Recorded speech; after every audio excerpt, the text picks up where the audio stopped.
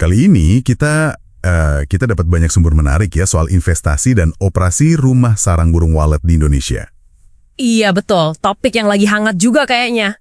Apalagi Indonesia kan pemain besar ya. Banget.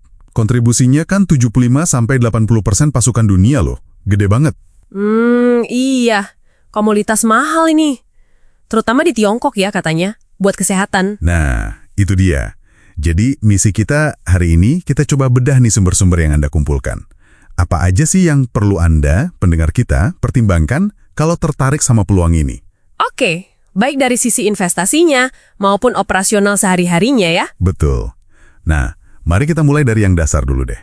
Apa sih yang bikin rumah walet ini spesial gitu? Kok beda sama bangunan biasa? Nah ini yang menarik dari sumber-sumber itu. Penekanannya itu gini, ini tuh bukan sekedar gedung biasa. Oh bukan ya? Bukan, lebih kayak semacam habitat mikro gitu, yang direkayasa dan harus presisi banget. Habitat mikro. Maksudnya? Konsep intinya itu biomimikri. Jadi kita niru kondisi gua alami, tempat walet biasa tinggal. Sebisa mungkin mirip. Gua alami berarti, wah pasti spesifik banget ya soal suhu, kelembapan gitu. Tepat sekali. Sumbernya nyebutin suhu ideal itu dijaga ketat, antara 26 sampai 30 derajat Celcius. Nggak boleh kurang, nggak boleh lebih jauh. Oke, 26 sampai 30. Terus kelembapannya? Nah, itu juga krusial. Harus tinggi banget, di kisaran 80 sampai 95%. Wow, tinggi banget itu. Gimana cara jaganya? Seringnya dibantu pakai kolam air di dalam gedung, buat jaga biar tetap lembab gitu. Oh, masuk akal. Selain suhu dan lembab, Kondisinya juga harus gelap atau remang-remang. Walet nggak suka terang. Dan yang penting juga penang banget. tenang ya. Nggak boleh ada gangguan suara gitu. Iya betul, mereka sensitif sekali sama gangguan. Sedikit aja bisa bikin nggak nyaman. Jadi emang bukan sekedar bangun tembok sama atap ya. Detail banget. Saya lihat di catatan Anda juga disebut soal pakai suara panggil sama parfum khusus. Itu gimana? Oh iya bener, itu juga bagian dari rekayasanya. Jadi sering dipasang rekaman suara koloni walet, Buat apa itu? buat narik walet liar, biar mau dateng dan nengok ke dalam gedung. Terus ada juga parfum khusus. Parfum? Iya, semacam aroma gitu, disemprotkan ke sirip-sirip kayu di dalam. Tempat mereka nanti diharapkan bikin sarang. Biar mereka merasa, wah ini tempat cocok nih. Wah, kompleks juga ya. Jadi presisi ini penting banget ya. Kalau salah desain dikit aja gimana? Nah, itu dia risikonya. Kesalahan desain sedikit, misalnya ventilasi udaranya nggak pas atau suhunya nggak stabil, itu bisa bikin gedungnya kosong melompong. Walet nggak mau tinggal. Oke. Ini nyambung nih. Ada anggapan kan kalau gedung udah jadi, ya udah, biaya operasionalnya kecil lah. Kan walet cari makan sendiri di luar. Tapi kayaknya nggak gitu ya dari sumber Anda. Justru itu, anggapan atur lalu lupakan itu gimana ya, kurang pas kayaknya. Manajemen hariannya itu ternyata intensif. Intensif gimana maksudnya? Kebersihan itu nomor 1. Harus super ketat. Kenapa? Buat cegah hama. Hama kayak tikus gitu. Betul. Tikus, kecoa, kutu busuk, itu semua bisa merusak sarang atau ganggu waletnya. Terus, suhu sama kelembapan itu harus dipantau terus. Non-stop. Oke, jadi ada kerjaan rutin ya? Ada lagi? Ada predator juga. Ular atau burung hantu kadang bisa masuk. Jadi perlu dipikirin cara mencegahnya. Plus, biosecurity. Biosecurity? Apa itu?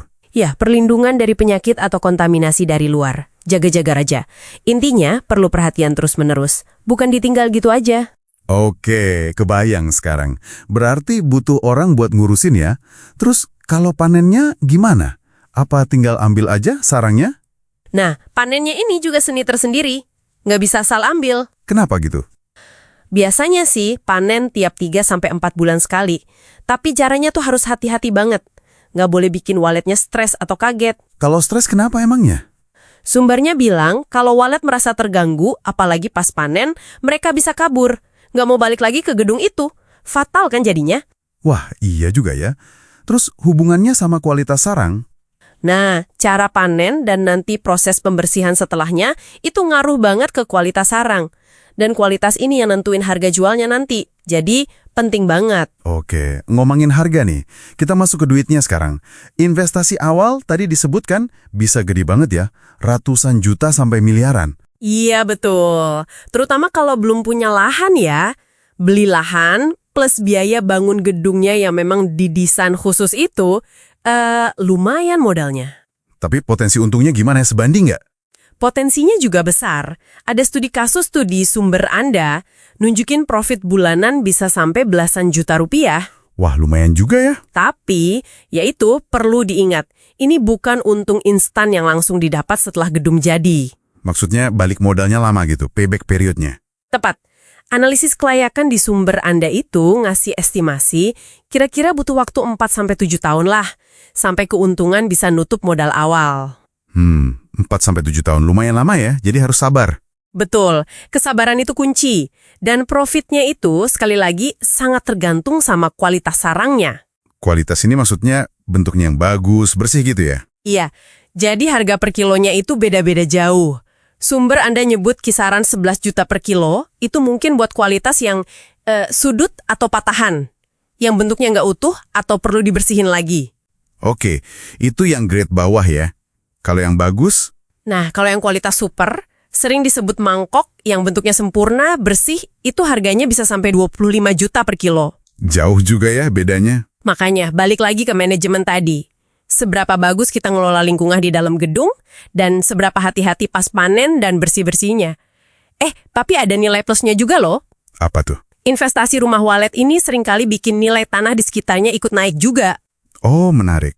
Tapi pasti ada risiko juga kan, selain yang tadi, potensi gedung kosong kalau salah desain. Iya pasti ada, risiko selalu ada. Misalnya cuaca ekstrim. Pengaruhnya apa? Bisa bikin populasi serangga berkurang drastis. Padahal itu kan makanan utama walet. Kalau makanan susah, ya waletnya bisa pergi atau produksinya turun. Oke, masuk akal apalagi?